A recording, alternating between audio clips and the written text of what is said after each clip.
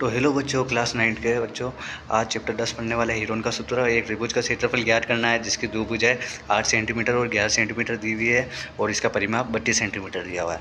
तो सबसे पहले हम त्रिभुज बना लेते हैं। उससे पहले आपको हीरोन का सूत्र पता होना जरूरी है। तो हीरोन का सूत्र क्या होता है तो लिख देते हैं अपन हीरोन का सूत्र। हीरोन का सूत्र होता है under root s into s minus a into s minus b into s minus c. ये होता है हीरोन का सूत्र दोस्तों। तो यहाँ पर ए बी सी जो है त्रिभुज की 3 भुजाएं होती है, ए बी सी। और इसके बाद ए है अपनी 8 सेंटीमीटर और बी दे रखी है 11 सेंटीमीटर और सी अपन को फाइंड करना है। तो सी फाइंड करने के लिए हम क्या करेंगे, हम त्रिभुज का परिमाप जानते हैं। कितना देगा 32 सेंटीमीटर और त्रिभुज का परिमाप होता है तीनों भुजाओं का योग। तो यानी कि ए प्लस बी प्लस सी बराबर 32। अब यहाँ पर ए और बी की वैल्यू अपन को पता है 8 और 11 होती है। तो ये मतलब 8 और 11 दी हुई है, तो 8 और 11 प्लस सी बराबर 32।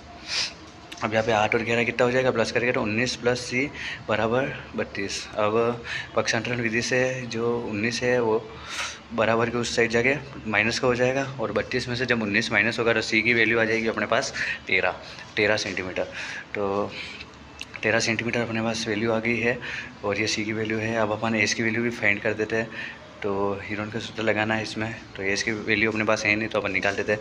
एस जो होता है दोस्तों, एस होता है अर्ध परिमाप, किसी भी चीज़ का अर्ध परिमाप मतलब त्रिभुज का अर्ध परिमाप। अब अर्ध परिमाप निकालने के लिए क्या करेंगे, अर्ध परिमाप यानी अब परिमाप का आधा। तो क्या करेंगे, जो इस त्रिभुज का परिमाप है यानी कि 32 सेंटीमीटर, इसका अपन कर देंगे आधा। तो इसका आधा करने के लिए तो एस बराबर 32/2 और एस की वैल्यू हो जाएगी 16। यहाँ से एस की वैल्यू 16 आ गई।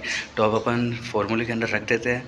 तो एस की वैल्यू रखेंगे 16 into 16 minus 8 into 16 minus 11 into 16 minus 13। ठीक है, ये रखने के बाद सबसे पहले हम इसके अंदर कोष्टक को सोल्व नहीं करेंगे, उससे पहले अपन माइनस कर देंगे जिससे आसान हो जाए थोड़ा। तो 16 माइनस 8 हो जाएगा 8 और 16 माइनस 11 हो जाएगा 5 और 16 माइनस 13 हो जाएगा 3।